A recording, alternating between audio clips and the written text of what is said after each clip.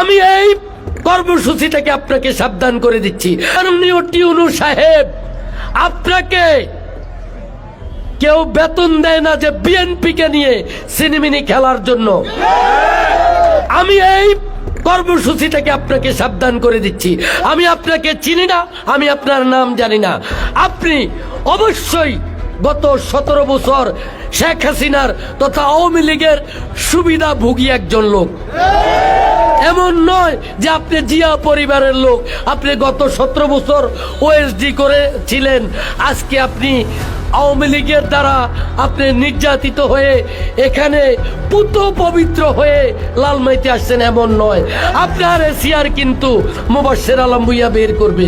মুবাশ্বের আলম ভুইয়া কিন্তু খেলোয়াড় খুব একটা খারাপ না।